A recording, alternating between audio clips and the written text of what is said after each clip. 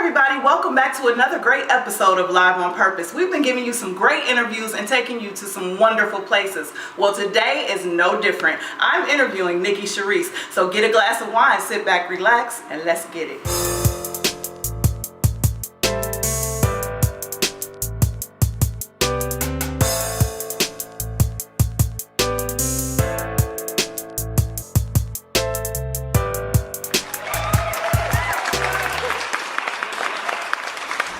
We are back, and as promised, we are going to give you some of the greatest interviews ever. And today, I am lucky to have Nikki Charise right here with me. Hello, how are you? I'm great. Welcome to the show. Honored you can be here. So let's just get right in. 8 instruments? Yes, I've been playing 8 instruments. My first one, I was 2 years old. That was drums. Went to trumpet, piano, saxophone, electric guitar, bass guitar, upright bass, everything. Oh my goodness. Yeah.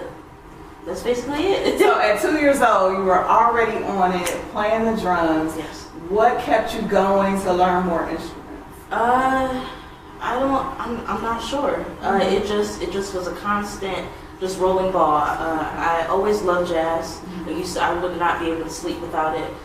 My mom played jazz when I was in the womb because I was a tough pregnancy. Okay. So she put headphones on her stomach. So I've always been listening to music, and drums just happened to be the first thing that I came out and just started to bang on, literally. Yeah. Now listen, everybody loves to listen to music, but not everybody can pick up an instrument and learn it. So are you just gifted in that way? Do you learn by reading music, or are you just kind of like by ear? It's both. It's okay. both.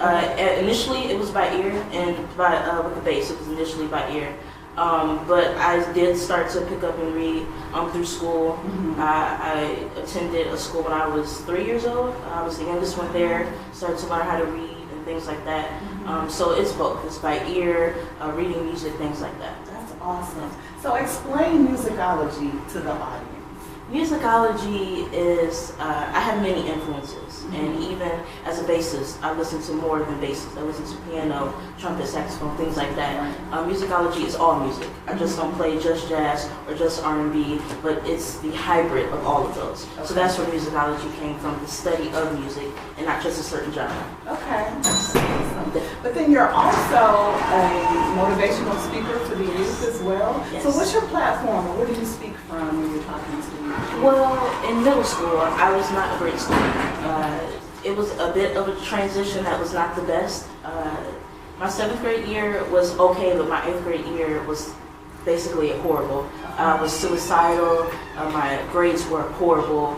There was nothing to motivate me. I didn't want to go to college. I didn't want to go to high school because I just didn't see a purpose of going until music motivated me. I found out about a college that I love, Berklee College of Music, and that motivated me to go. In middle school, there are so many students who get lost in there and can't even continue to go on to high school because their mind just isn't there, or they don't have people to encourage them to continue to go further. So that's why I love going to the middle school and the high schools and talking about that motivation and finding what you love to do. A lot of people can be 50 years old and still not know what they want to do. So I feel like that's part of me to just at least try to help these kids just figure out what they want to do and what they love to do. Right. Junior high school is a very awkward age. It is. If you don't have all the right things in motion and all the right people in motion, a lot of times you can get lost. So with you being so gifted, I find it so hard to believe that you were in that pit. What brought you out? The music. I had a great teacher, Ms. Schoaf, and she put a bass in my hand for the first time. I had never even thought about playing it. I actually auditioned for saxophone, and she had a ton of them. So I said, okay, so what can I do? And she said, I need a bass player. So I started to do that. So that's how I started playing the bass guitar, and it's been almost 4 years now. And it's been a long, fast journey. Yeah. I love the bass. It's actually on my bucket list to learn how to play. I think there's something about a woman playing a bass that just, I don't know, cool. It's like liberating or something. Cool. Yeah, it is. So it's kind of a hard instrument. It just depends on where you want to go with it, and what genre really, and really what you feel and how you feel it.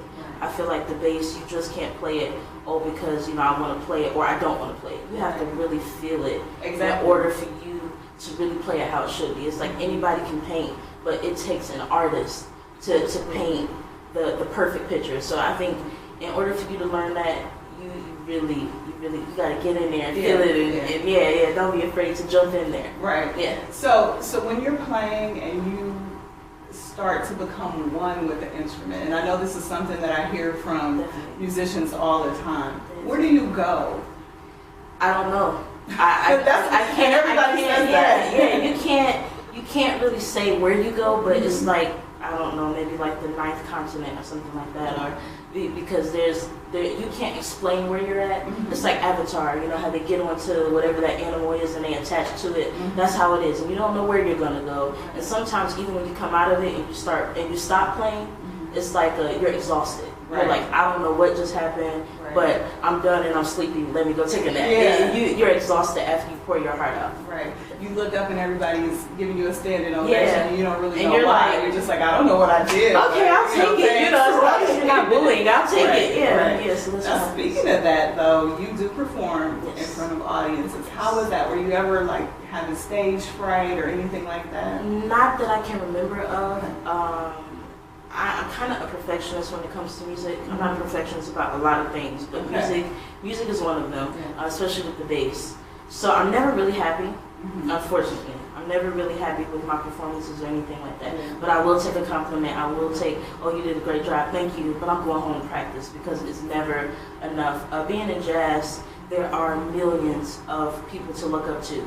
That you're like, I have to get to that level. Right. So there's no way for me to say, you know, for me not to be humble, for me to say, well, I'm the bomb.com. No, because there's brilliance out there that I have not achieved yet. So, I haven't had stage fright quite yet. Sometimes I do get a little shaky. My stomach starts to turn a little bit, but I haven't got to the point where I'm sick yet. And I hope that never happens. But what's one of the greatest compliments that you actually heard that actually touched you?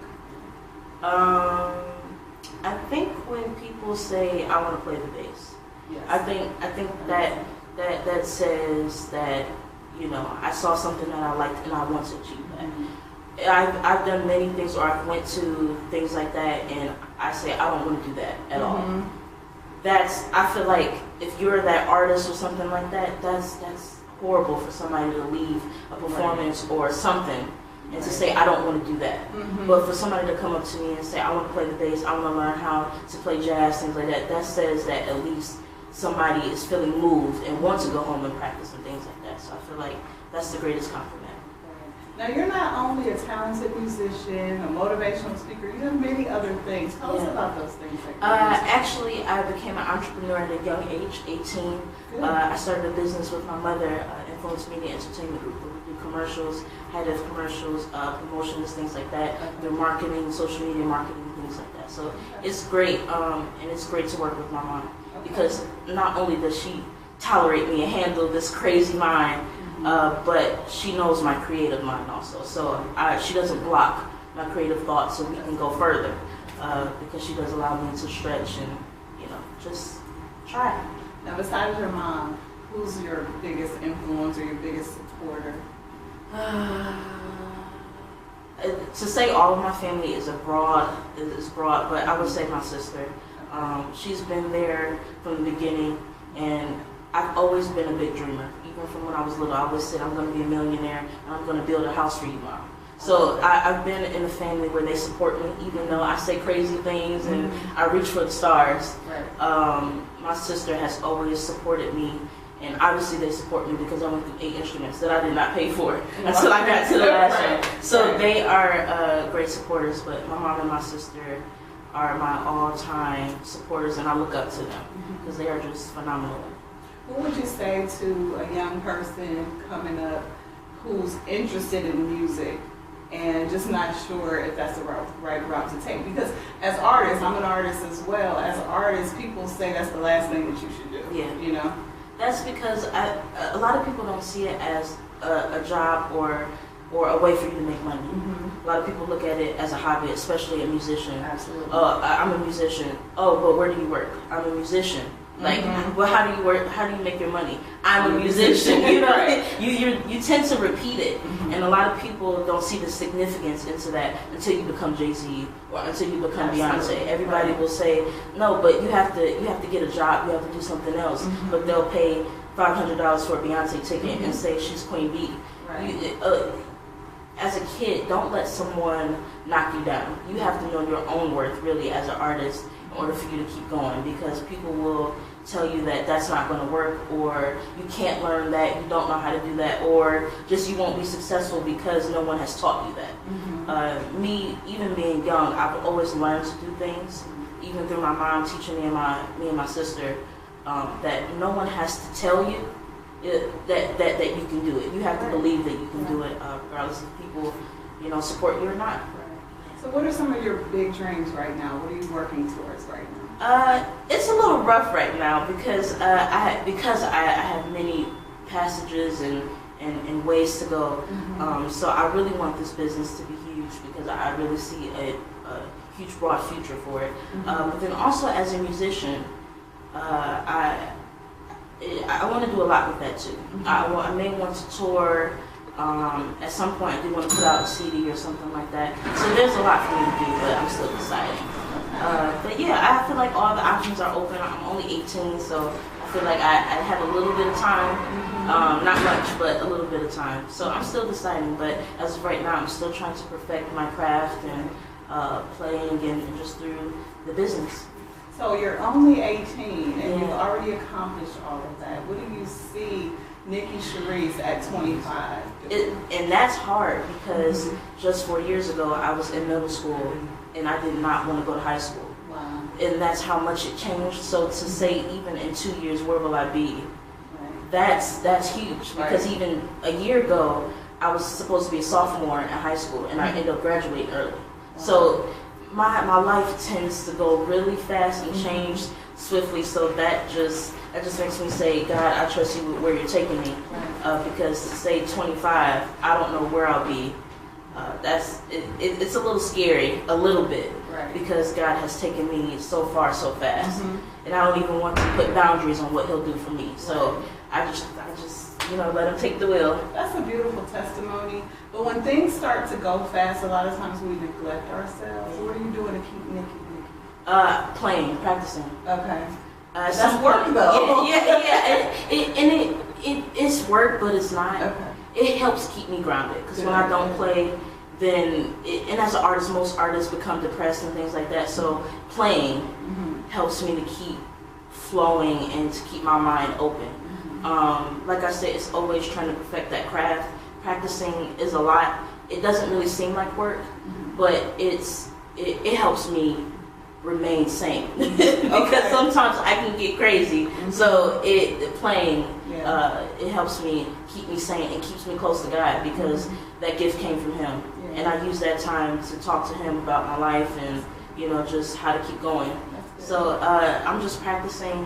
I'm finishing up school and that's working on the business. It all comes back to work, but that's basically what I'm doing. Okay. Well, as an 18-year-old, you seem very grounded, and I appreciate the spirituality that you have as well. So we're talking about role models in music, and there's so many. Like you said, there's so many. But locally, there's a lot of talent here in the city of Cleveland. Who are some of your favorite artists here just in the city? There's a lot. I would say Serena Mangum. She's a great pianist. She's also, my aunt. So I guess I'm kind of biased about that. But she's a brilliant pianist, and I love to hear her play. I've had many instructors, even on the drums, that are big, and I had them when I was 2, 3, 4, 6, 8 years old. That's Monica, the drummer Robert Hubbard, Dante Calcett. So I've had many of them, and I think they all are still my role models. I still look up to them. Lafayette Carbon, he's a great pianist also, brilliant mind. There's a ton of talent, here in Cleveland. And you brought up Monica, so people say that you really need to move out of Cleveland to become successful. Have you heard that? Yes, I Do have. you subscribe to that thought? Not necessarily. Okay. I think in order to be successful, that's up to you, regardless of where you're at. Because you can move to LA or New York and there's going to be problems there. Right. It's up to you to be successful. You have to remain in the successful mindset. So for you to say, I can't be successful here, that's a problem within you, not necessarily your environment. Right. So I think you can be successful here. LeBron, although he moved and came back, I mean, we have a championship now. Right. He didn't need to go somewhere else, even though he did get maybe that's a bad example, I gotta think about it. But you can be successful here. Many people have been successful here. Cleveland Clinic started here as a small little place, and now they're global. So Right. Cleveland, I believe, is a great place to be successful. Yeah. I guess I don't technically believe in that. Yeah. But I do want to move. Okay. Yeah, I do. Side note. I do want to move. Right. Yeah. So why don't you tell our watchers and listeners how they can get in contact with you, learn more about you, and all that? You can get in contact with me through Facebook, Twitter, Instagram, basically any social media, or you can just Google Nikki Charise, Nikki Charise. All of my information will come up. My Facebook is Nikki Charise Musicology, Twitter is Nikki Charise, and so is Instagram. Yeah, that's how you can get in contact with me. Awesome. Well, thank you so much for Thank doing you. the show with us Thank you today. for this opportunity. I'm glad that more people will learn about you, and I'm hoping that it'll just spread like wildfire because you are really doing some great things, not just for the city of Cleveland, but for the youth and even abroad. So Thank you. Congratulations and all your wins and all, and I'm hoping you nothing but success. Thank you Thanks so much. much. Thank you. All right.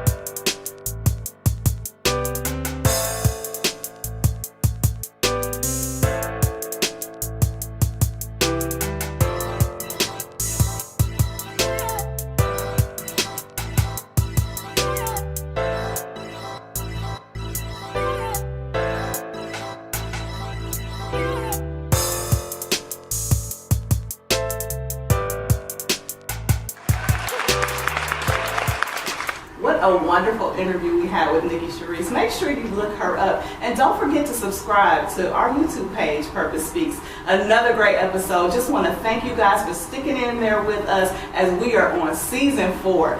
Thank you so much, and I can't wait to see you next Saturday.